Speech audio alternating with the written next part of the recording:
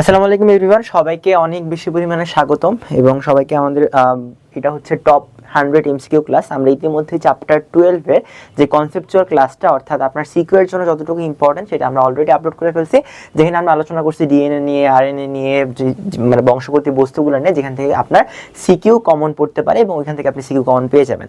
এবং আমরা আপনাকে বলছিলাম যে কনসেপচুয়াল ক্লাসের পাশাপাশি আমরা হচ্ছে একটা এমসিকিউ এবং সিকিউ ক্লাস নিব, যে এমসিকিউ এবং সিকিউ ক্লাসে আপনি টপ 100 এমসিকিউ পাবেন এবং টপ 10 সিকিউ পাবেন, যেখান থেকে আপনি অলরেডি একটা কম্প্যাক্ট প্রিপারেশন যাতে নিতে পারেন। তাহলে আমাদের অলরেডি 12 যে চ্যাপ্টারটা অর্থাৎ আমাদের জীবের বংশগতি এবং বিবর্তন, এই যে চ্যাপ্টারটা, এই চ্যাপ্টারটাতে কমপ্লিট হয়ে গেছে। আমরা আজকে এই চ্যাপ্টারের উপর দেখবো যে আমাদের প্রথম টপ 100 যে এমসিকিউ আছে, এই এমসিকিউ গুলোর মধ্যে কোন এমসিকিউ গুলো আমাদের জন্য প্রয়োজন এবং কোনগুলো আমাদের পরীক্ষা আসার জন্য গুরুত্বপূর্ণ, আমরা সেগুলো আজকে সলভ করার চেষ্টা করব। এবং আপনি যদি একটা চ্যাপ্টার থেকে 100টা এমসিকিউ সলভ করে ফেলেন, তাহলে আসলে এই চ্যাপ্টারে না পারার মতো কিছু আসলে থাকে না। সুতরাং আমরা আজকে একদম কম্প্যাক্ট ভাবে এই 100টা এমসিকিউ সলভ করার চেষ্টা করব, যেখান থেকে হচ্ছে আপনি কাউন্ট পেয়ে যেতে পারেন। তাহলে আসুন শুরু করি আমরা। আমার নাম ফারাবি হাসান, আমি পড়াশোনা করছি মুক্তা মেডিকেল কলেজে এবং আজকে আমরা চেষ্টা করব যাতে এই চ্যাপ্টার থেকে কোনো এমসিকিউ আমাদের যাতে মিস না যায়। শুরু করি আমরা একদম ফার্স্ট এমসিকিউ যেটা আমাদের, সেটা হচ্ছে দেখেন কি বলা আছে, একটি ক্রোমোজোমের দৈর্ঘ্য সাধারণত কত হয়। আমরা পড়ছিলাম ক্রোমোজোমের কয়েকটা ইনফরমেশন একসাথে পড়ছিলাম আমরা জানি। এখান থেকে আপনি একটু মাথায় রাখবেন ভাইয়া, শুধুমাত্র মানে এই পুরা সিরিজটা জুড়ে বা এই পুরা ক্লাসটা জুড়ে আমরা শুধুমাত্র একটা এমসিকিউর অ্যান্সারই পড়বো না, বরং ওইটার রিলেটেড যতগুলো ইনফরমেশন আমাদের নেক্সট এমসিকিউগুলোতে লাগবে সেটাও পড়ে ফেলবো। দেখেন ভাই, আমরা ক্রোমোজোম সম্পর্কে জিজ্ঞেস করছি। আপনি ক্রোমোজোম সম্পর্কে কি জানেন বলেন তো? আপনি ক্রোমোজোম সম্পর্কে জানেন, এই যে আমার ক্রোমোজোম আছে, ক্রোমোজোম, এই ক্রোমোজোমের ভাইয়া লেন্থ হচ্ছে 3.5 থেকে 330 মাইক্রন। এটার ভাইয়া ব্রেথ মানে প্রস্থ, এই প্রস্থ কত? প্রস্থ ছিল 0.2 থেকে 2.0 মাইক্রন। এটাকে আবিষ্কার করছিল কে? বিজ্ঞানী স্টার্সবার্গার, তাই না? তাহলে আমরা কয়েকটা ইনফরমেশন একসাথে পড়লাম, দেখছেন? তাহলে ক্রোমোজোম সম্পর্কে কি পড়লাম? এটার লেন্থ হচ্ছে 3.5 থেকে 30 মাইক্রন। এটার ওয়েট বা হচ্ছে ব্রেথ হচ্ছে আমাদের 0.2 থেকে 2.0, অর্থাৎ আমাদের এটা হচ্ছে প্রস্থ, এবং এটাকে আবিষ্কার করছিল কে? স্টার্সবার্গার। এবং আরেকটা যে কথা আমরা বলছিলাম, এই যে ক্রোমোজোম, এই ক্রোমোজোমকে একটা নামে ডাকা হইতো, তাই না ভাইয়া? এটাকে বলা হইতো জীবনের ভৌত ভিত্তি, তাই না? জীবনের ভৌত ভিত্তি,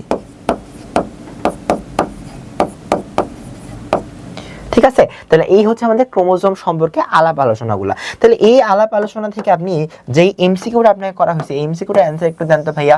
এই যে আলাপ আলোচনা করলাম, তাহলে এখান থেকে অ্যান্সার কি হবে বলেন তো? ক্রোমোজোমের দৈর্ঘ্য সাধারণত কত? 0.3 থেকে 3.0 না, 3 থেকে 30 নো, আমাদের অ্যান্সার হচ্ছে 3.5 থেকে 30 মাইক্রন হবে, তাই না? তাহলে আমাদের ফার্স্ট এমসিকিউ অ্যান্সার কিন্তু আমরা পেয়ে গেলাম 3.5 থেকে 30। আসেন, এই হচ্ছে আমাদের অ্যান্সার। আদর্শ ক্রোমোজোমের দৈর্ঘ্য হচ্ছে 3.5 থেকে 30 মাইক্রন। নেক্সটে আসেন, কোনটি ডিএনএ তে অনুপস্থিত থাকে? তার মানে ডিএনএর উদাহরণ আপনাকে জিজ্ঞাসা করছি, এবং আপনি একটু খেয়াল করে দেখেন তো ডিএনএর এখানে কি কি জিনিস আছে। সবগুলা বেজের নামকরণ আছে, তাই না? এগুলো হচ্ছে নাইট্রোজেনাস বেস। আমরা জানি ডিএনএ তে, একটু খেয়াল করেন ডিএনএ তে কি কি উপাদান থাকে, আমরা পড়ছিলাম। ডিএনএ তে থাকবে হচ্ছে আমার একটা রাইবোজ সুগারের ডিঅক্সিরাইবোজ সুগার থাকবে, তাই না? সে ফর এক্সাম্পল আমাদের এখানে থাকবে ডিঅক্সিরাইবোজ সুগার। তারপর আমাদের নাইট্রোজেন বেস থাকবে, এনবি লিখলাম আমি, এবং এখানে একটা ফসফেট বন্ধন থাকবে, রাইট? তাই না? এখন আমাকে বলেন ডিএনএ এর মধ্যে যে নাইট্রোজেন বেসগুলো থাকবে, আমি আপনাকে বলছিলাম ডিএনএ এর এই নাইট্রোজেন বেসগুলা, আমরা বলছিলাম আপনাকে ডিএনএ এর এই যে নাইট্রোজেন বেসগুলো আছে, এই নাইট্রোজেন বেসগুলো দুই রকমের হয়। একটা হচ্ছে পিউরিন, একটা হচ্ছে পাইরিমিডিন, তাই না?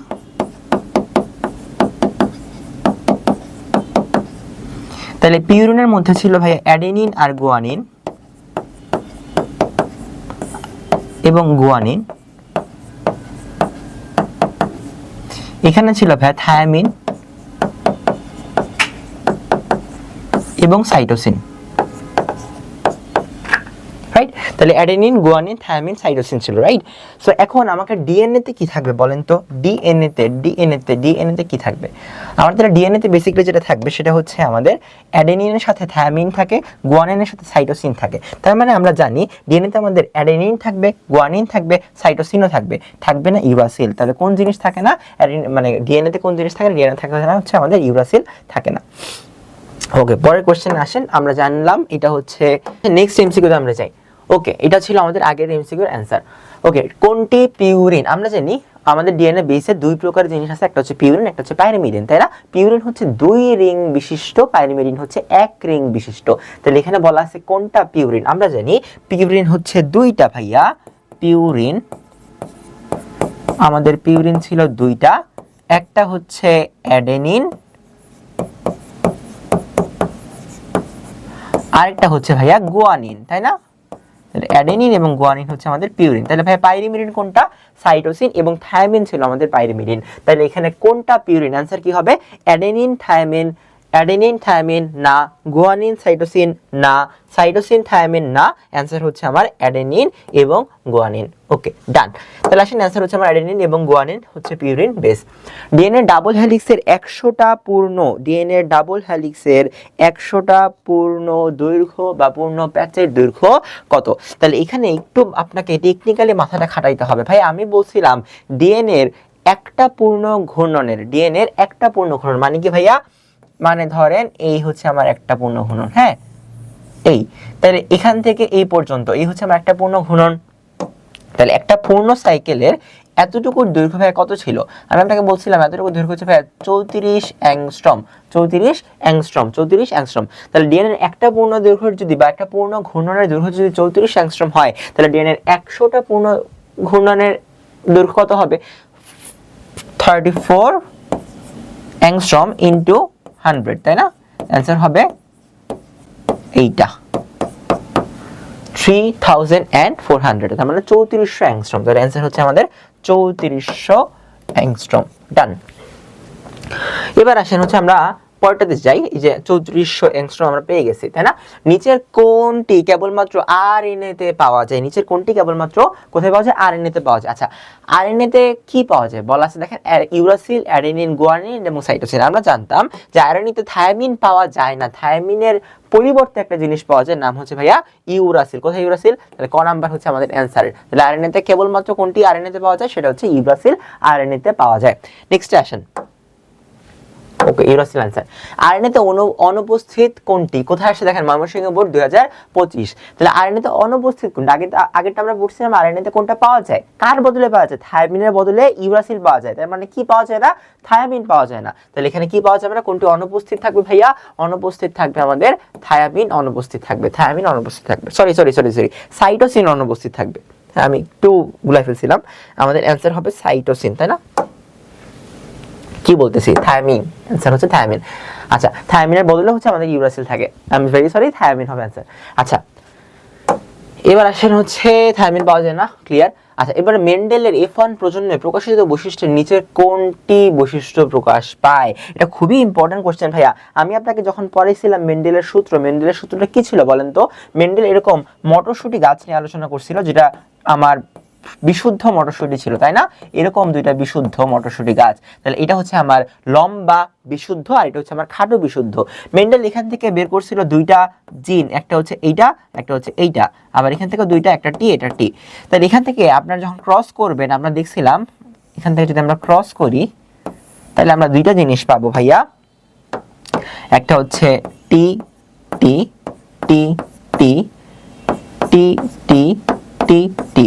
তার মানে দেখেন ভাই, আমরা এখানে একটা বড় হাতের টি পাইছি, একটা ছোট হাতের টি পাইছি, একটা বড় হাতের টি পাইছি, একটা ছোট হাতের টি পাইছি। আমি আপনাকে বলছিলাম যে বড় হাতের টি যেটা আছে, এই যে জিনটা, এই জিনটা হচ্ছে প্রকট জিন অথবা ডমিনেন্ট জিন। যেহেতু এই জিনটা প্রকট জিন অথবা ডমিনেন্ট জিন, এই জন্য এই যে চারটা বৈশিষ্ট্য, এই যে আমার F1 প্রজন্ম বা F1 জেনারেশন, এই F1 জেনারেশনের সবগুলা কেমন হবে? লম্বা হবে বা টলার হবে। আচ্ছা, এই লম্বা হওয়ার কারণে তার জিনটা কোন জিনটা হেল্প করছে? টি জিনটা বা লম্বা টি বা যে কি বলে ক্যাপিটাল টিটা হেল্প করছে, যেহেতু এই ক্যাপিটালটা টি হেল্প করছে এই জন্য আমরা বললাম এই প্রত্যেকটাই হবে লম্বা। এই জন্য আমরা বললাম ক্যাপিটাল টি যেহেতু প্রকট বা ডমিনেন্ট ছিল এবং এরা যেহেতু লম্বা হয়েছে উদ্ভিদগুলা, তাই আমার মেন্ডেলের F1 প্রজন্মে প্রকাশিত বৈশিষ্ট্য নিচের কোনটি হবে? প্রকট বৈশিষ্ট্য হবে না প্রচ্ছন্ন বৈশিষ্ট্য হবে? অবশ্যই হবে না প্রচ্ছন্ন, কারণ এখানে আমাদের প্রচ্ছন্ন কোনো বৈশিষ্ট্য প্রকাশ পায় নাই। তাহলে এখানে কোন বৈশিষ্ট্য প্রকাশ পাইছে? এখানে প্রকট বৈশিষ্ট্য প্রকাশ পাইছে বা ডমিনেন্ট বৈশিষ্ট্য প্রকাশ পেয়েছে। তাহলে অ্যান্সার কি হবে? অ্যান্সার হবে প্রকট বৈশিষ্ট্য।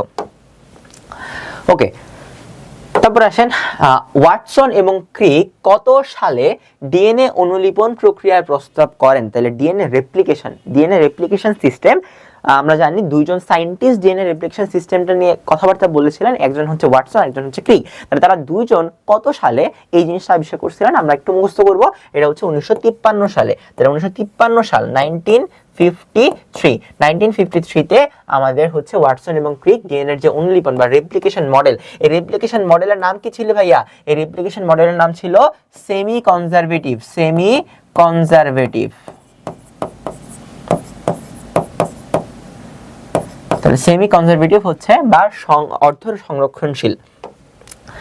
আসেন, তারপর হচ্ছে বলছে কতজনের মধ্যে একজন পুরুষ বর্ণান্ধ হয়? আমাদের বইয়ে একটা ডিরেক্ট লাইন আছে ভাইয়া, প্রতি 10 জনের মধ্যে একজন হচ্ছে আমার বর্ণান্ধ হবে বা কালার ব্লাইন্ড হবে। তাহলে কতজনের মধ্যে? 10 জনের মধ্যে, প্রতি 10 জনের মধ্যে in every 10 persons one will be color blind। So এটাই হচ্ছে আপনাদের একটা বইয়ের ডিরেক্ট লাইন ছিল। তাহলে আমরা এখান থেকে পড়ে ফেলবো কতজন পুরুষের মধ্যে?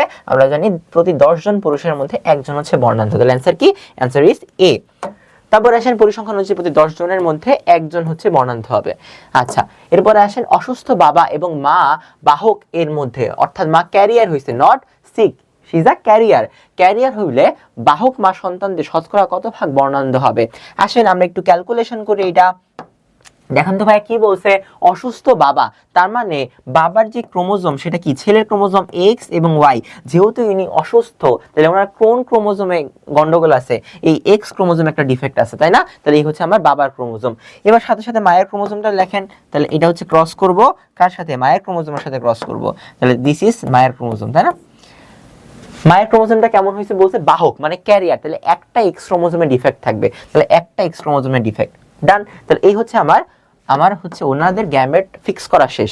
তাহলে এখান থেকে ভাই আসবে হচ্ছে আমার এক্স প্রাইম এবং ওয়াই, এখান থেকে আসবে হচ্ছে ভাইয়া এক্স প্রাইম এবং এক্স। তাহলে এই মিলে যদি আপনি ক্রস করেন তাহলে এখানে কি দাঁড়াচ্ছে ভাই? দেখেন তো, এই এই এই এই, তাই না? তাহলে আমরা এখান থেকে পাবো এই এক্স প্রাইম এবং এই এক্স প্রাইম মিলতেছে, তাহলে এক্স প্রাইম এবং এক্স মিলতেছে, তাহলে এক্স ওয়াই এক্স প্রাইম, তাহলে এক্স প্রাইম ওয়াই এবং ওয়াই এক্স, তাহলে এটা হবে এক্স ওয়াই। এবার আপনাকে জিজ্ঞাসা করতে ভাইয়া, তাহলে দেখেন এই কি হবে? একদম অসুস্থ হবে, কারণ এটা দুইটা জিনের মধ্যে, দুইটা এক্স ক্রোমোজোম অথবা এক্স জিনের মধ্যে এই কি বলে এই দুইটা এক্স ক্রোমোজোমের মধ্যে কি আছে? ডিফেক্ট আছে। আর এখানে একটাও নাই, তার মানে এটা সুস্থ। এটা অসুস্থ কারণ এটার মধ্যে একটা এক্স ক্রোমোজোম আছে, ওইটার মধ্যে ডিফেক্ট আছে, আর এটা হচ্ছে সুস্থ। বলছে শতকরা কত ভাগ বর্ণান্ধ হবে? তাহলে বর্ণান্ধ হওয়া মানে কি? অসুস্থ হওয়া। তাহলে কত ভাগ বর্ণান্ধ হবে? তাহলে দেখেন ও পুরাপুরি বর্ণান্ধ। তাহলে দেখেন আমাদের 4 জন ছিল, 4টা সন্তান ছিল না? তাহলে 4 জনে বর্ণান্ধ হইছে 2 জন। 4 জনে বর্ণান্ধ হইছে কয়জন? 2 জন। তাহলে একজনে কতজন হবে? 2/4। তাইলে আমার শতকরা যেহেতু বলছে, সুতরাং 100 জনে কতজন হবে ভাইয়া? 2/4 into 1000, দ্যাট মিন্স হচ্ছে 4×25 100, তার মানে আমাদের 50% হচ্ছে বর্ণান্ধ হওয়ার সম্ভাবনা। ক্লিয়ার? তাহলে আমাদের বর্ণান্ধ হওয়ার সম্ভাবনা কত পার্সেন্ট? 50%। তাহলে আমাদের অ্যান্সার হচ্ছে 50%। ওকে, তাহলে দেখেন ছেলের হলে 50% বর্ণান্ধ হওয়ার সম্ভাবনা থাকে।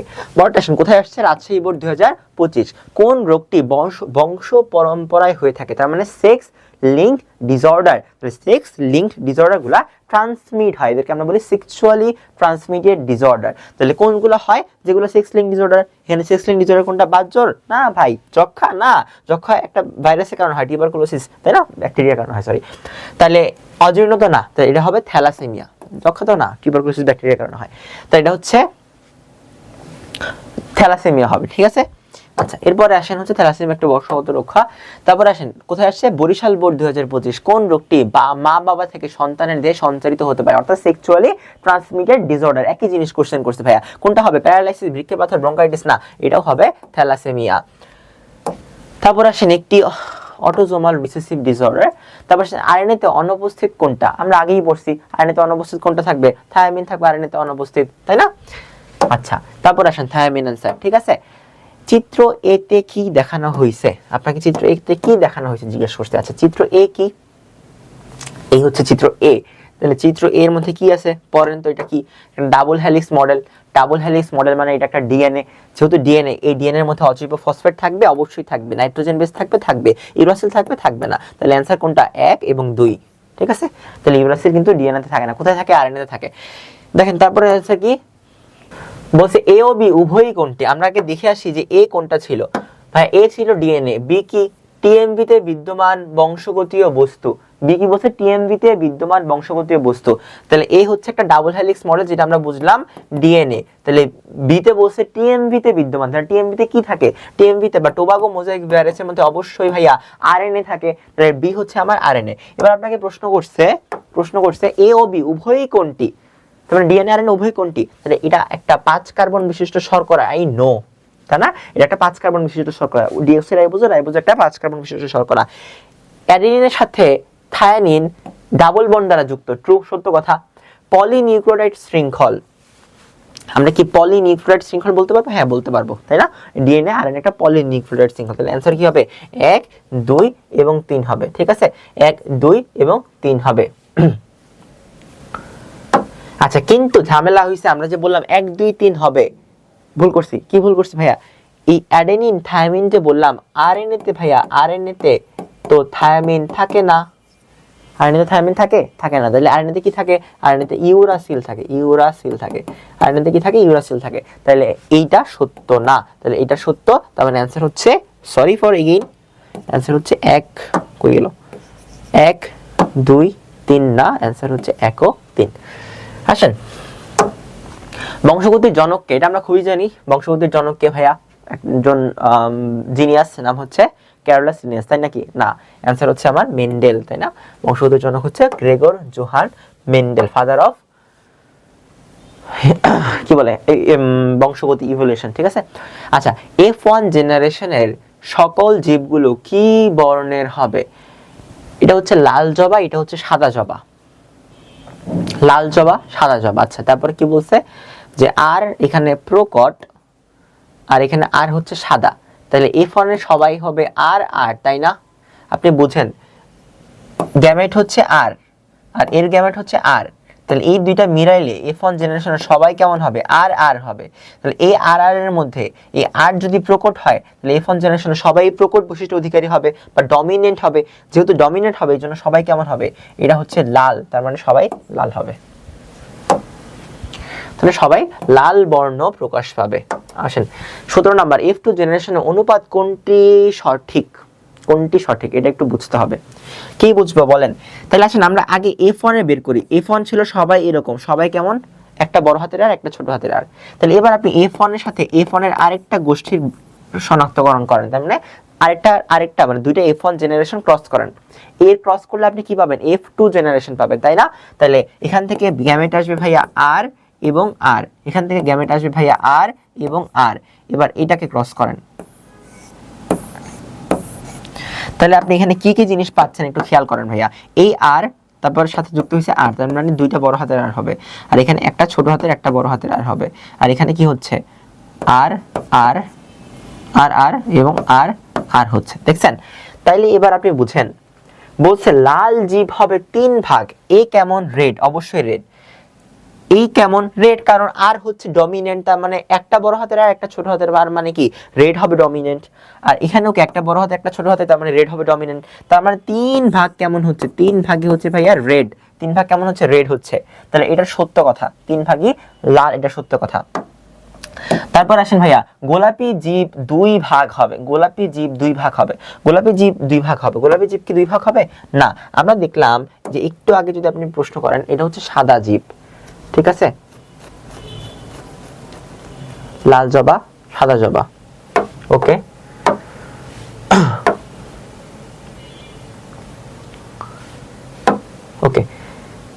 তাইলে বলছে সাদা জীব হবে 1 ভাগ এবং গোলাপি জীব হবে 2 ভাগ। গোলাপি জীব হবে 2 ভাগ, সাদা জীব হবে 1 ভাগ। তাহলে আমরা জানলাম যেখানে প্রকট বৈশিষ্ট্য সবাই, তাহলে সবাই হবে লাল জীব। আর বাকি হয়েছে এই বান্দা, দেখেন এই বান্দা কেমন, এই বান্দা হচ্ছে আর আর, তার মানে এই বান্দা হবে সাদা, তাই না? তাহলে সাদা কয় ভাগ হইলো? সাদা 1 ভাগ হইলো। তার মানে এটার অ্যান্সার 1 আর 3, এখানে ভুল দেওয়া আছে ভাইয়া।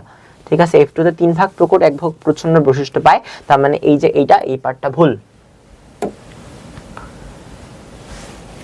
ঠিক আছে, গোলাপি জীব কেমন হবে? গোলাপি জীব সবুজ হবে, এই পার্টটা ভুল, অ্যান্সার হচ্ছে 1 ও 3। ঠিক আছে, আসেন তারপরে এই সকল জিনের জিন কোন ধরনের জিন জিজ্ঞেস করছে। ঠিক আছে, তাই কি বলছে দেখেন, লাল ফুল সবগুলি লাল হইলো, তাইলে F1A। ঠিক আছে, এটা একটু কারেকশন করেন ভাইয়া, এটা হবে F1। হ্যাঁ, F1। ঠিক আছে, F1A সকল জিনগুলা কোন ধরনের হবে? তাহলে আমরা জানি F1 জেনারেশনে আপনি যদি দুইটা এরকম নেন, এরকম জিনিসকে ক্রস করান, তাহলে সবাই F1 এ ভাইয়া আর একটা এবং একটা ছোট হাতের আর হবে। তার মানে সবাই জিনোটাইপিক অনুপাত কেমন হবে? একটা বড় হাতের আর, একটা ছোট হাতের আর হবে। ঠিক আছে, ওকে, তাইলে এটার অ্যান্সার হচ্ছে এটা, রাইট। নেক্সট আসেন সংকরণে। এই যে দেখেন, সংকরণের প্রথম বংশধরের মধ্যে সবাই কেমন হবে? সবাই হেটারোজাইগাস হবে। হেটারোজাইগাস মানে কি? দুইটা জিন সেম না। সেম হইলে হেটারোজাইগাস হইতো। ঠিক আছে, হোমোজাইগাস হইতো। সেম হলে কি হইতো? হোমোজাইগাস হইতো। তারপরে আসেন ভাইয়া, বংশগতির জন্য সঠিক তথ্য কোনটি নয়? 3:1 অনুপাতে বৈশিষ্ট্য পাওয়া যায়, ট্রু। প্রচ্ছন্ন বৈশিষ্ট্য প্রকাশ পায়, এটা ফলস। প্রকট বৈশিষ্ট্য প্রকাশ পায়, এটা ট্রু। তার মানে এটা হবে 1 আর 3। তাহলে প্রচ্ছন্ন বৈশিষ্ট্য বা রিসেসিভ বৈশিষ্ট্য কখনো প্রকাশ পায়? কখনোই রিসেসিভ বৈশিষ্ট্য প্রকাশ পায় না। তারপর আসেন, নিচের উদ্দীপকের আলোকে, অর্থাৎ এই প্যাসেজটার আলোকে পরবর্তী দুইটি প্রশ্নের উত্তর দাও। রফিক বংশগতির বিষয়ে একটি পরীক্ষার জন্য তার বাগানে একটি লম্বা গাছ কয়টা লাগাইছে? একটা টল লম্বা গাছ লাগাইছে এবং একটি খাটো গাছ লাগাইছে। সংকরণ বা হাইব্রিডাইজেশন। ঠিক আছে, এটা ইংলিশকে হাইব্রিডাইজেশন ঘটাইলো। অন্য কোনো পরাগরেণু যাতে এখানে না আসতে পারে, এই জন্য যথাযথ ব্যবস্থা করলো। তারপরে আপনি জাস্ট মনে রাখেন, তাহলে একটা লম্বা এবং একটা খাটোর মধ্যে হাইব্রিডাইজেশন হয়েছে। একটা লম্বা একটা খাটোর মধ্যে হাইব্রিডাইজেশন হয়েছে। প্রথম সংকরণে শতকরা কত ভাগ লম্বা গাছ পাওয়া যাবে? আমরা দেখছিলাম যে একটা লম্বা হইলো আর হাইব্রিডাইজ করাইছেন আর একটা ছোটর সাথে, তাই না? তাহলে এই দুইটা থেকে যে প্রথম জেনারেশন আসবে, সেই জেনারেশন হবে কেমন? আর আমরা জানি এটার মধ্যে যেইটা প্রকট বা ডমিনেন্ট, সেইটারই বৈশিষ্ট্য পাবে। ডমিনেন্ট হচ্ছে যেহেতু আর, তার মানে আর এর বৈশিষ্ট্যই প্রকাশ পাবে। তার মানে যেটা লম্বা, সেই লম্বার বৈশিষ্ট্যের প্রকাশ পাবে। তার মানে এখানে লম্বা হওয়ার পার্সেন্টেজ হচ্ছে 100%।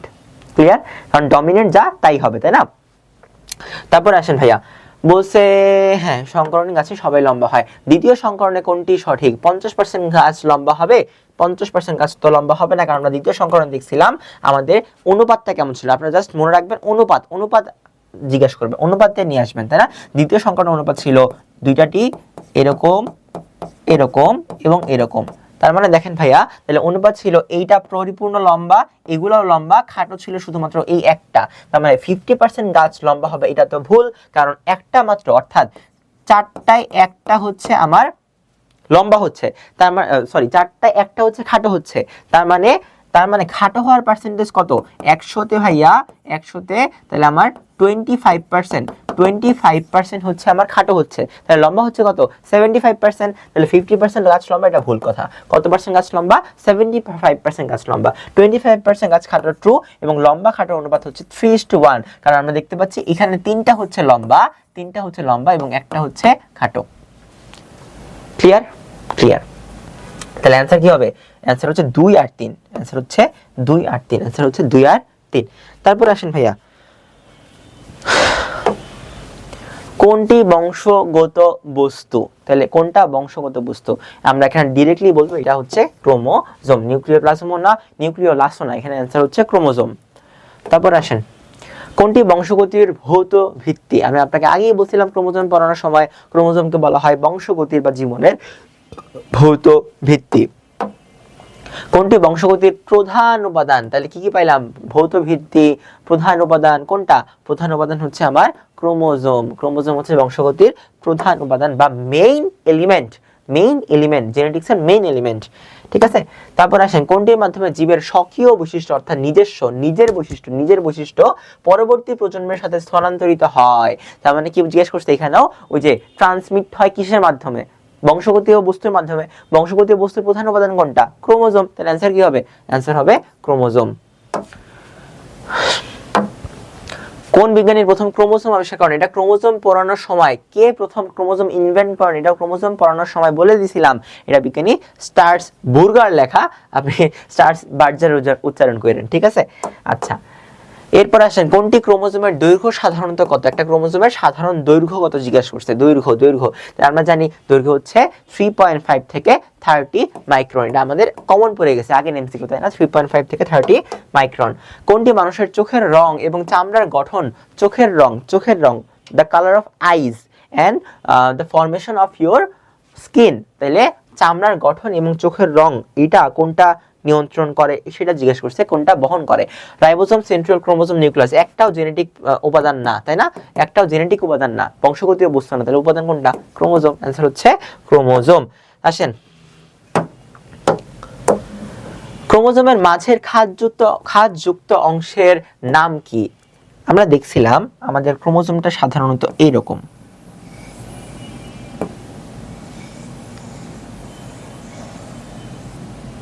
তাহলে এই মাঝখানে একটা খাঁজ থাকে, বুঝছেন? কি থাকে?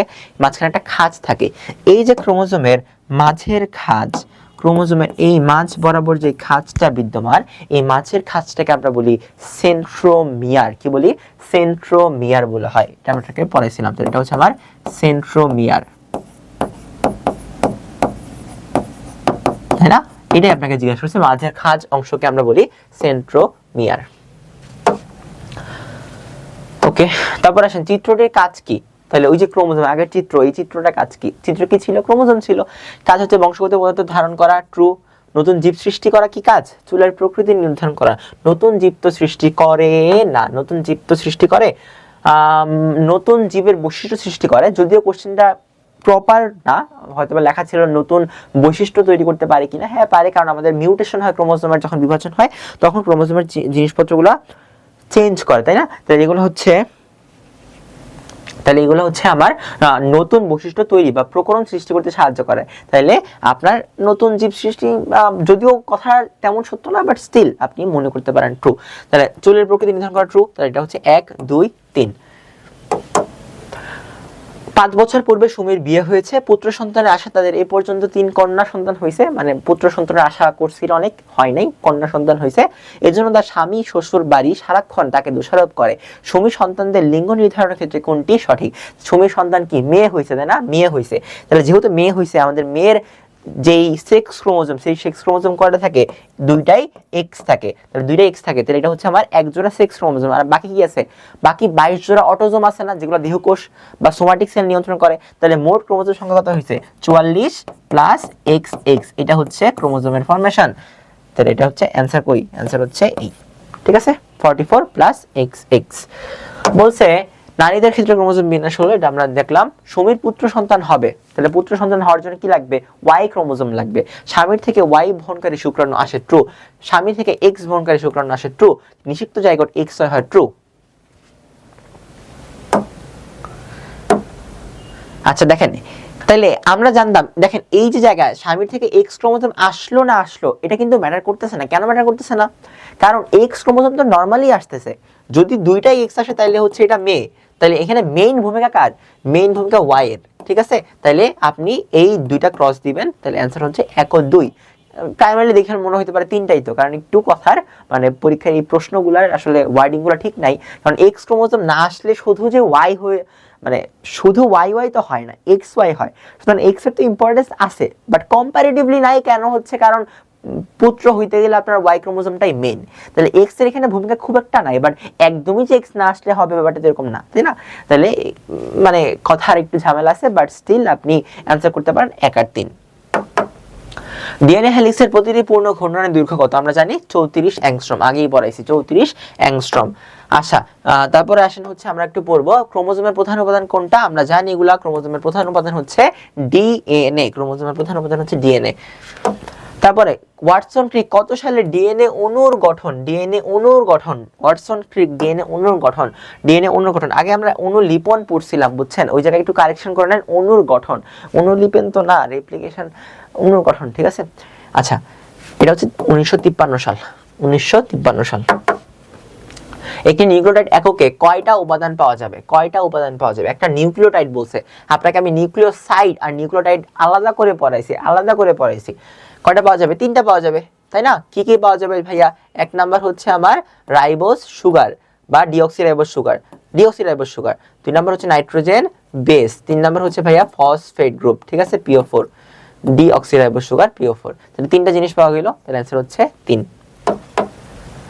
পিউরিন কোন দুটি বেসের সমন্বয়ে গঠিত হয়? পিউরিন মানে 2 রিং বিশিষ্ট, তাহলে হবে অ্যাডেনিন আর একটা হচ্ছে গুয়ানিন। তাহলে কই গেল, কই গেল? গুয়ানিন এবং অ্যাডেনিন, গুয়ানিন এবং অ্যাডেনিন, অ্যানসার হচ্ছে গুয়ানিন এবং অ্যাডেনিন। তারপর আসেন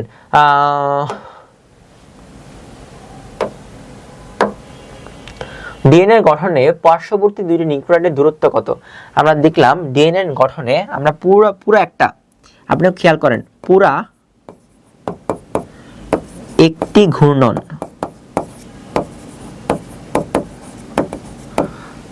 মানে একদম পুরা একটা প্যাচের, হ্যাঁ, একটা পূর্ণাঙ্গ প্যাচের বা পূর্ণাঙ্গ লুপের দৈর্ঘ্য হচ্ছে 34 অ্যাংস্ট্রম এবং একটা পূর্ণাঙ্গ লুপে নিউক্লিওটাইড থাকে ভাইয়া 10টা। তাইলে ভাইয়া একটা নিউক্লিওটাইড থেকে আরেকটা নিউক্লিওটাইডের দূরত্ব কত? দূরত্ব হচ্ছে ভাইয়া 34 অ্যাংস্ট্রম থেকে আপনি 10 দিয়ে ভাগ করেন, অ্যান্সার আসবে 3.4 অ্যাংস্ট্রম। তাহলে একটা নিউক্লিওটাইড থেকে, মানে এই একটা নিউক্লিওটাইড, এই একটা নিউক্লিওটাইড, তাহলে এর মাঝামাঝি দূরত্ব হচ্ছে ভাইয়া 3.4 অ্যাংস্ট্রম।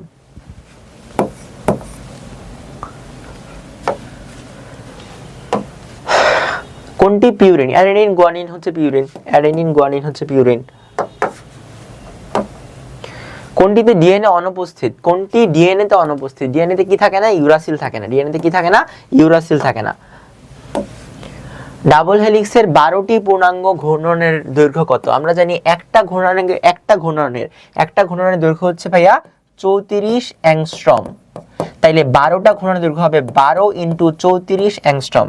হিসাব করে দেখবেন এটা আসতেছে হচ্ছে ভাইয়া, হিসাব করেন কত আসে, আপনি বসে বসে হিসাব করেন, আমি এখানে অ্যান্সার দেখে বসাই দিই। 408 অ্যাংস্ট্রম, ঠিক আছে। তাহলে 408 অ্যাংস্ট্রম।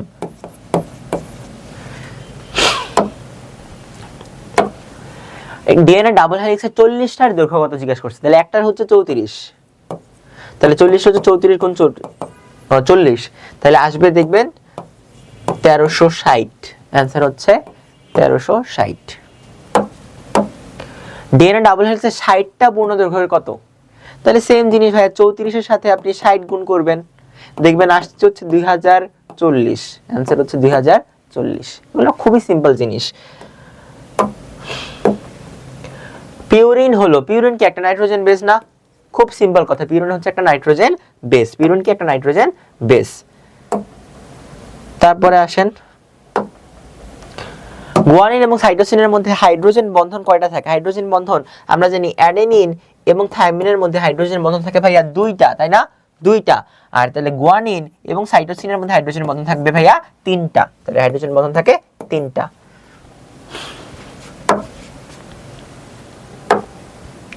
ডিএনএর প্রতি ঘূর্ণনের দৈর্ঘ্য কয়টা নিউক্লিওটাইড থাকে? ভাই আগেই বলছি, প্রত্যেকটা ঘূর্ণন বা একটা লুপে নিউক্লিওটাইড থাকে ভাইয়া 10টা, তাহলে নিউক্লিওটাইড থাকবে 10টা। নাইট্রোজেন যুক্ত বেস হলো অ্যাডেনিন, গুয়ানিন, সাইটোসিন, 3টাই তো ভাই, অ্যাডেনিন, গুয়ানিন, সাইটোসিন, 3টাই নাইট্রোজেন বেস, 3টাই নাইট্রোজেন বেস। চিত্রে ডিএনএ অণুর ব্যাস কত? আমরা জানি ডিএনএ অণুর এই স্ট্রেন্থ বা এই যে চেইনটা আছে, এই চেইনের একটা পাশ থেকে, একটা সূত্র বা একটা স্ট্র্যাপ থেকে আরেকটা স্ট্র্যাপের দৈর্ঘ্য হচ্ছে ভাইয়া 20 অ্যাংস্ট্রম বা ব্যাস হচ্ছে 20 অ্যাংস্ট্রম, ঠিক আছে। চিত্রটির কাজ হচ্ছে বংশগত, মানে ডিএনএ কাজ জিজ্ঞেস করছে আপনাকে, বংশগত বৈশিষ্ট্য বজায় রাখা, পিতৃমাতৃ শনাক্তকরণ, বংশগত ব্যাধি সৃষ্টি করা। ব্যাধি সৃষ্টি করা কি ডিএনএ কাজ? ব্যাধি সৃষ্টি করা কি ডিএনএ কাজ? ডিএনএ ডিফেক্ট হইলে হয়, বাট ডিএনএ কাজ ব্যাধি সৃষ্টি করা, ব্যাপারটা এরকম না, আসলে ডিএনএ তো ভালো জিনিসের জন্যই বানানো হয়েছে, ঠিক আছে, বাট ডিএনএ এর যে উপাদান সেখানে যদি ডিফেক্ট ঘটে, উল্টাপাল্টা কিছু হয়, তাহলে ব্যাধি সৃষ্টি হবে, বাট এটা কাজ তো এটা না, ঠিক আছে। বাট স্টিল আপনাদের প্রশ্নের ওয়ার্ডিং একটু ঝামেলা আছে, বাট এটার অ্যান্সার আসলে 1 2 3ই দেওয়া আছে, কি করবেন বলেন। তারপর আসেন, টিএমভি তে নিউক্লিক অ্যাসিড হিসেবে কি থাকে? সহজ জিনিস ভাই, আরএনএ থাকে। নিউক্লিক অ্যাসিড হিসেবে কি থাকে? আরএনএ থাকে। টোবাগো মোজাইক ভাইরাস কি থাকবে? আরএনএ থাকবে। আরএনএ তে কোনটির পরিবর্তে ইউরাসিল থাকে বলেন? বহুতবার পড়াইছি, বলেন আরএনএ তে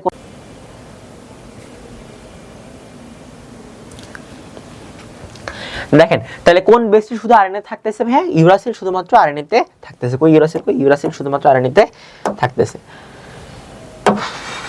আরএনএ তে কোনটা অনুপস্থিত ভাই? আরএনএ তে অনুপস্থিত কোনটা? আরএনএ তে অনুপস্থিত হচ্ছে আমার থায়ামিন, হচ্ছে আরএনএ তে অনুপস্থিত। এগুলো বহুতবার করানো হয়েছে, তাই না ভাইয়া?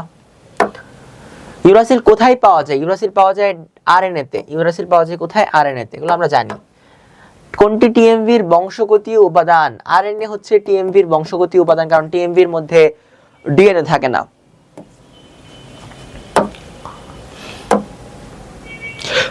আরএনএ বৈশিষ্ট্য দেখেন, পলিনিউক্লিওটাইডে একটা সূত্র থাকে, ট্রু। 5 কার্বন বিশিষ্ট শর্করা থাকে, অ্যামাইনো অ্যাসিড, নাইট্রোজেন বেস থাকে, বংশগতীয় বস্তু হিসেবে কাজ করে, বংশগতীয় বস্তু হিসেবে কাজ করে, ঠিক আছে। বাট এই জায়গায় যে অ্যামাইনো অ্যাসিডটা আছে, এই অ্যামাইনো অ্যাসিডটা কি ট্রু? অ্যামাইনো অ্যাসিড কোথাও দেখছেন? অ্যামাইনো অ্যাসিড, অ্যামাইনো অ্যাসিড তো দেখিনি ভাই, অ্যামাইনো অ্যাসিড তো নাই, তাহলে অ্যামাইনো অ্যাসিড বাদ। তবে অ্যান্সার হবে 1 ও 3। গাছের তামাক পাতায় এক ধরনের মোজাইক ভাইরাস দেখা যায়, বুঝাই যায় এটা ভাইয়া টিএমভি ভাইরাস, সোজা বাংলা, তাই না? উল্লেখিত ভাইরাসের বংশগতীয় বস্তুতে কি পাওয়া যাবে? আরএনএ পাওয়া যাবে, ইজি। ভাইরাসের বংশগতীয় বস্তু মানে টিএমভি মোজাইক ভাইরাস বা টিএমভি ভাইরাস, ঠিক আছে। টিএমভি ভাইরাসের কোন বন্ধনটি বিদ্যমান থাকবে? অ্যাডেনিনের সাথে থায়ামিন থাকে না, গুয়ানিনের সাথে সাইটোসিন থাকে, অ্যাডেনিনের সাথে ইউরাসিল থাকে, তাহলে এটা হবে 2 আর 3। প্রচ্ছন্ন জিন F2 বংশে কত ভাগ জীবে প্রকাশ পায়? এই F2 জেনারেশনের আপনার জিনোটাইপটা লিখতে হবে। মনে রাখবেন F2 জেনারেশন জিনোটাইপ কি বের করছিলাম না আমরা আগে ক্লাসে, দেখে নেবেন, বের করছিলাম। আর আমরা আগে এখন লিখে নেই। এটা হচ্ছে ধরেন, এটা হচ্ছে প্রোকোট বা ডমিনেন্ট, এটার অনুপাতটা ছিল এরকম। এটা ছিল আমার F2 জেনারেশনের জিনোটাইপ। তাহলে দেখেন এখানে প্রোকোট আছে, প্রচ্ছন্ন পুরোটাই হচ্ছে আমার 1 ভাগ। কয় ভাগ? 1, মানে 1 ভাগ, পার্সেন্ট তো না, 1 ভাগ।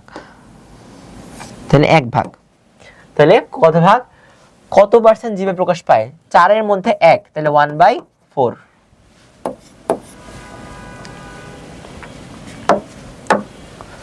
জীবের বৈশিষ্ট্য নিয়ন্ত্রণকারী এককের নাম কি? জীবের বৈশিষ্ট্য নিয়ন্ত্রণের এককের নাম কি? এটা জিন। কেউ যদি ক্রোমোজোম অথবা ডিএনএ দেখছেন, ধৈর্যের মধ্যে দিব মাইর। জীবের বৈশিষ্ট্য নিয়ন্ত্রণকারী জিনের একক নাম, মানে একক কি? একক হচ্ছে জিন, ঠিক আছে। ক্রোমোজোমের যে স্থানে জিন থাকে, ওই স্থানের নাম কি? ওই স্থানের নাম লোকাস। ওই স্থানের নাম কি? ওই স্থানের নাম হচ্ছে লোকাস। একই জীবের এক প্রজাতি সবসময় একই থাকে কেমনে? এই ক্রোমোজোম সংখ্যা হইলে একই থাকবে। কি থাকবে? ক্রোমোজোম সংখ্যা যদি 1 হয়, তাহলে একই জীবে ক্রোমোজোম সংখ্যা 1 হইলে এটা জিনিস থাকবে। তারপর আসেন ভাইয়া, ক্রোমোজোম সংখ্যা বুঝলাম। জীবের বংশগতীয় বৈশিষ্ট্য সঞ্চারিত হয় কোনটির মাধ্যমে? জীবের বংশগতীয় বৈশিষ্ট্য সঞ্চারিত হয় ভাইয়া কোনটির মাধ্যমে? জিন, ক্রোমোজোম, অবশ্যই জিন ভাইয়া। মেন্ডেলের তত্ত্বের প্রয়োগ রয়েছে কোনটিতে? আগাছা নির্মূল, অবশ্যই না। উন্নত জাতের শস্য উৎপাদন, পোকা নিয়ন্ত্রণ, মলিকুলার ফার্মিং। উন্নত জাতের বৈশিষ্ট্য নিয়ন্ত্রণ, পোকা উৎপাদন অথবা মলিকুলার ফার্মিং। দেখেন এটাও না, পোকা নিয়ন্ত্রণ তো বাদ, মলিকুলার ফার্মিংও না। তাইলে এই উন্নত জাতে কি হবে? আপনারা জিন দিয়ে কাজে লাগাবেন না, আপনার জিন দিয়ে জিনোটাইপিক বের করবেন, বের করে কি করবেন? তারপর হচ্ছে রিকম্বিনেন্ট জিন প্রয়োগ করবেন, তাই না? জিন লাগবে এটার মধ্যে, উন্নত জাত। অপরাধীকে নির্ভুল ভাবে, এই যে ডিএনএ টেস্ট, অপরাধী নির্ভুল ডিএনএ টেস্ট। এখন ডিএনএ টেস্ট কোন পদ্ধতিতে বলা হয়? ডিএনএ ফিঙ্গারপ্রিন্টিং পদ্ধতিতে করা হয়, ফিঙ্গারপ্রিন্টিং। ডিএনএ কাটতে নিচের কোনটি? Restriction enzyme. কাটাকাটি, কেচি কাটাকাটি হইলেই কোন এনজাইম? Restriction enzyme. কাটাকাটি হইলেই রেস্ট্রিকশন এনজাইম। জাইগোটে কত জোড়া ক্রোমোজোম বিদ্যমান? বলেন, এটা না পারলে দিব মায়ের। কত জোড়া ক্রোমোজোম বিদ্যমান? দেখেন কোথায় বলছে, দেখেন জাইগোটে বলছে। কোথায় বলছে? জাইগোটে বলছে। কত জোড়া? জাইগোট কি ডিপ্লয়েড না? জাইগোট কেমন? ডিপ্লয়েড বা টুয়েন। তার মানে এখানে জোড়া কয়টা থাকবে? 23 জোড়া। বা 46টা ক্রোমোজোম।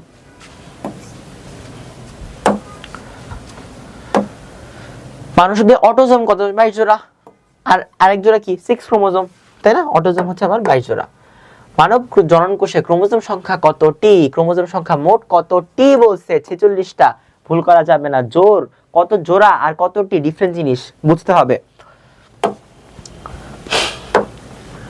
150 জন পুরুষের মধ্যে কতজন বর্ণান্ধ হবে? দেখেন একটা ইনফরমেশন আপনাকে বলছিলাম যে প্রতি 10 জনে বর্ণান্ধ হয় একজন, তাহলে একজনে হবে 1/10, তাহলে 150 জনে হবে ভাইয়া 150 গুণ 10, তাহলে এটা কাটেন, তাহলে থাকে হচ্ছে 15, তাই না? অ্যান্সার হচ্ছে 15। দেখছেন বায়োলজি থেকেও ম্যাথ দিয়ে প্রশ্ন আসে। তারপরে বর্ণান্ধটা জিনটির অবস্থান কোথায়? বলেন কোথায়? এক্স ক্রোমোজোমে। এক্স ক্রোমোজোম কি ক্রোমোজোম? একটা সেক্স ক্রোমোজোম, তাই না? তাহলে এটা হবে যৌন ক্রোমোজোম বা সেক্স ক্রোমোজোমে। হইল। তারপর আসেন, গনি লাল ও সবুজ পার্থক্য করে না মানে কি? কালার ব্লাইন্ডনেস বা বর্ণান্ধ বা কেমন? বর্ণান্ধ। এবার বলেন বর্ণান্ধ কি জিন? একটা সেক্স লিঙ্কড ডিসঅর্ডার। কোন ক্রোমোজোমে থাকে? সেক্স ক্রোমোজোমে থাকে। সেক্স ক্রোমোজোমে থাকে। ক্লিয়ার? স্বাভাবিক রাকিবের সাথে বর্ণান্ধ হেলেনার বিয়ে হয়, তাদের ছেলে সন্তান হলে কত ভাগ বর্ণান্ধ হওয়ার চান্সেস আছে? এটা একটা ইন্টারেস্টিং কোশ্চেন, আসেন সলভ করি। দেখেন কি বলছে, স্বাভাবিক মানে নরমাল, ওর এক্স এ কোনো ডিফেক্ট নাই। নরমাল ছেলে হলে ওর কেমন হবে? XY হবে। বলছে বর্ণান্ধ মানে মেয়ে অসুস্থ, মেয়ে বুঝেন অসুস্থ, অসুস্থ মানে ওর দুইটাতেই ডিফেক্ট থাকবে, এক্স দুইটাতেই ডিফেক্ট থাকবে। এবার এটাকে ক্রস করান। ক্রস যদি করাইলাম, দেখলাম আমরা এখানে কি আসতেছে, দেখেন x প্রাইম, x প্রাইম, তারপর আসতেছে x, এখানেও x প্রাইম আসতেছে, তাই না? তারপর y, x প্রাইম y আসতেছে, আর x প্রাইম y আসতেছে। আপনাকে বলছে ভাইয়া ছেলে সন্তান কি বলছে? ছেলে সন্তান কত ভাগ বর্ণান্ধ হওয়ার সম্ভাবনা? ছেলে সন্তান আছেই দুইটাই তো বর্ণান্ধ, কারণ দুইটাতেই x এর ঝামেলা আছে। তাহলে অ্যান্সার হচ্ছে 100%। অ্যান্সার কত পার্সেন্ট? অ্যান্সার হচ্ছে 100%। তাদের মেয়ে সন্তান হলে বর্ণান্ধ হওয়ার বাহক কত? তাহলে মেয়ে সন্তান হয়েছে, কি হয়েছে? মেয়ে সন্তান মানে যে মেয়ে, বাহক হওয়ার সম্ভাবনা জিজ্ঞেস করতে, দুইজনই বাহক।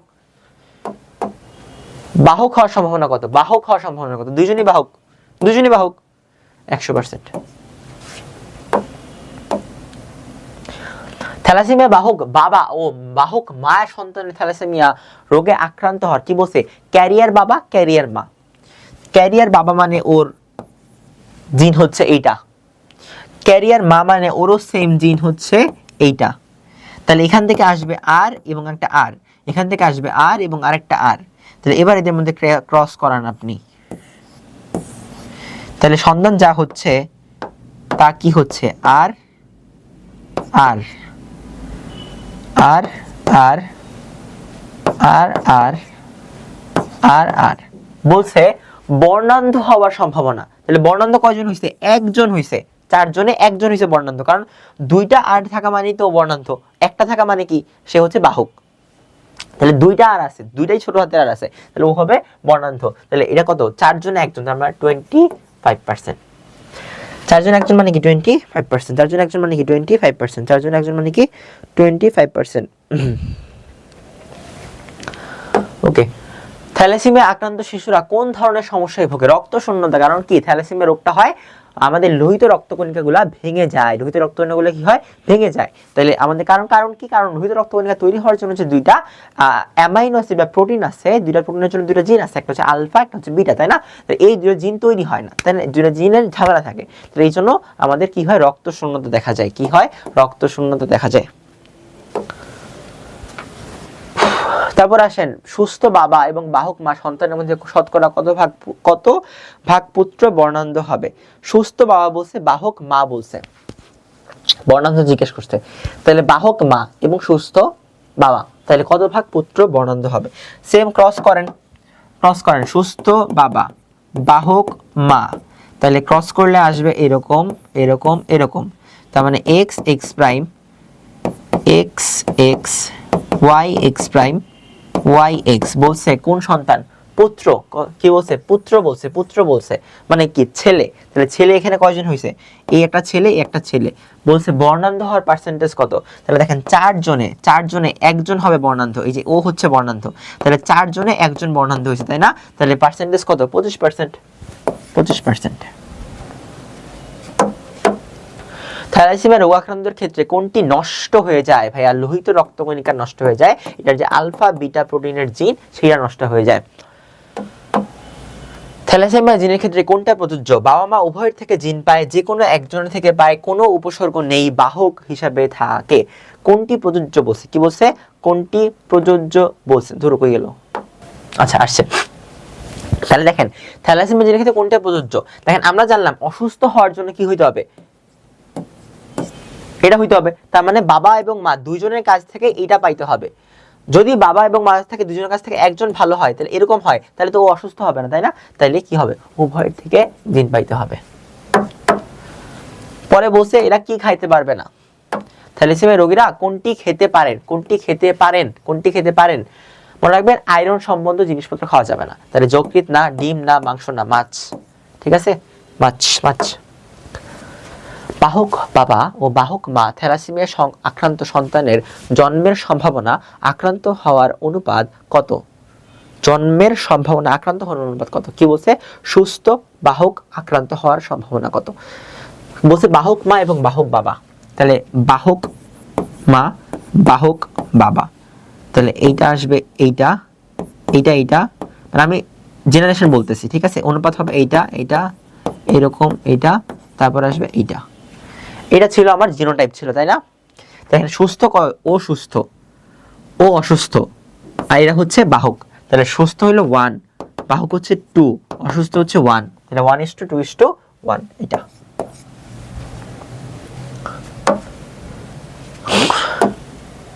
হিমোগ্লোবিন বহনকারী কণিকা নষ্ট হলে কোন রোগ হতে পারে? থ্যালাসেমিয়া হতে পারে। থ্যালাসেমিয়া। কুলি থ্যালাসেমিয়া রোগের ক্ষেত্রে কোনটা সত্য? বিটা গ্লোবুলিন, এটা কুলি, বাংলাদেশে বেশি দেখা যায়। প্রতিপূর্ণ লোহিত রক্তকণিকার কোষ থেকে সৃষ্টি হয়। তিনটাই সঠিক, ঠিক আছে? এটা 1 2 3। এন সম্পত্তিদের সন্তানের ক্ষেত্রে কোনটা সঠিক? এন কি বলছে? এম দম্পতির উভয়ই থ্যালাসেমিয়া বাহক, এন দম্পতির স্বামী বর্ণান্ধ, স্ত্রী স্বাভাবিক দৃষ্টি সম্পন্ন। আচ্ছা, স্বামী বর্ণান্ধ তার মানে এরকম, স্ত্রী স্বাভাবিক তার মানে এরকম। এবার আপনি এখান থেকে ক্রস করান, এইটা ক্রস করান, তাহলে আসবে হচ্ছে X prime X X X Y X, তার মানে পুত্র স্বাভাবিক, কন্যার মধ্যে একজন বাহক একজন সুস্থ। সকল কন্যা বাহক, মিথ্যা কথা, একজন কন্যা বাহক না, সুস্থ। বাকি তাহলে দুইটা কথা সত্য, তাহলে অ্যান্সার হচ্ছে 2 ও 3। এম দম্পতির এবং এন দম্পতির সন্তানের মধ্যে কত শতাংশ বাহক হবে? কি বলছে একটু দেখেন।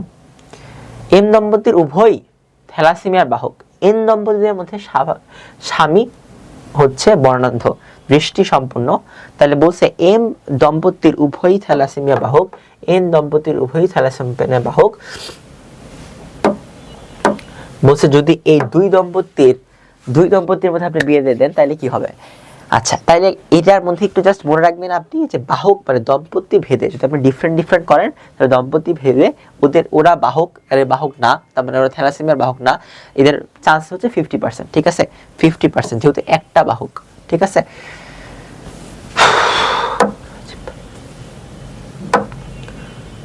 শিমুল এবং শিলা স্বামী স্ত্রী, তারা দুজনেই সুস্থ কিন্তু থ্যালাসেমিয়ার বাহক বলছে, বাহক। 4 সন্তানের মধ্যে কোনটি ঘটার সম্ভাবনা আছে? দেখেন আমরা সবার বাহক হইলে ক্রস কি করছিলাম? ক্রসের অ্যান্সার ছিল আর ছোট হাতের আর। তাইলে বলছে একজন থ্যালাসেমিয়া আক্রান্ত, সত্য কথা। দুজন বাহক কিন্তু সুস্থ, একজন সম্পূর্ণ সুস্থ। অ্যান্সার 3টাই। সন্তানদের ক্ষেত্রে নিচের কোন রোগ হওয়ার আশঙ্কা থাকে? Diabetes, heart attack, thalassemia. কারণ আপনি থ্যালাসেমিয়া পড়ছেন এটা, ঠিক আছে? রিফাতের চেহারায় মাঝে মধ্যে ফ্যাকাশে হয়ে যায়, রক্ত শূন্য থেকে প্রাথমিকভাবে দায় করা হলো ডাক্তারের পরীক্ষা জানা গেল কি অটোজোমাল রিসেসিভ ডিসঅর্ডার। কি হয়েছে বলেন? আপনার সিমটমস হয়েছে রক্ত শূন্যতা বা অ্যানিমিয়া, কোন রোগের কারণে হয়? যেটা আবার অটোজোমাল রিসেসিভ ডিসঅর্ডার, এটা হচ্ছে থ্যালাসেমিয়া হয়ে গেল। হেফাজত রোগের জিন কার নিকট থেকে এসেছে? বাবা মা উভয়ের নিকট থেকে এসেছে। এই রোগের ক্ষেত্রে কোনটা প্রযোজ্য? শ্বেত রক্তকণিকা আগেই বাদ, তাহলে বাকি দুইটা, কারণ লোহিত রক্তকণিকা নিয়ে হয়। পৃথিবীর সৃষ্টির সময় কোনটির অস্তিত্ব ছিল না? পৃথিবীর সৃষ্টির সময়, এটা কোথেকে আসলো ভাইয়া? পৃথিবীর সৃষ্টির সময় কোনটির অস্তিত্ব ছিল না? পৃথিবীর সৃষ্টির সময় কোনটির অস্তিত্ব ছিল না বলেন, এটা মুখস্থ করেন। সৃষ্টির সময় ভাইয়া অক্সিজেনের কোনো অস্তিত্ব ছিল না, বাকি তিনটাই ছিল। ঠিক আছে, এটা আপনার ইন্টারের বই একটা মানে প্রথম চ্যাপ্টারে এটা বলা আছে, methane, carbon dioxide, nitrogen oxide ছিল, এরপরে এটা উপরে উঠছে, উপরে উঠে বাজ পড়ার কারণে এদের মধ্যে বিভিন্ন বিক্রিয়া হয়েছে, বিক্রিয়া থেকে অ্যামোনিয়া তৈরি হয়েছে, অ্যামোনিয়াগুলো সমুদ্র তলদেশে গেছে, সেখানে অনেক কিছু হয়েছে, এগুলো আপনারা পরে বলবেন। ইভোলিউশন শব্দের প্রথম ব্যবহার করেন কে? হারবার্ট স্পেন্সার ব্যবহার করেন, এটা মনে রাখবেন। ঠিক আছে, হারবার্ট স্পেন্সার ব্যবহার করেন। বিবর্তন দত্ত মতে নতুন প্রজাতি হতে পারে মূল প্রজাতি থেকে পৃথক সংকরণের ফলে, পলিপ্লয়েডির ফলে। এরপরে কয়টা আছে ভাইয়া? আমাদের আছে হচ্ছে, দাঁড়ান,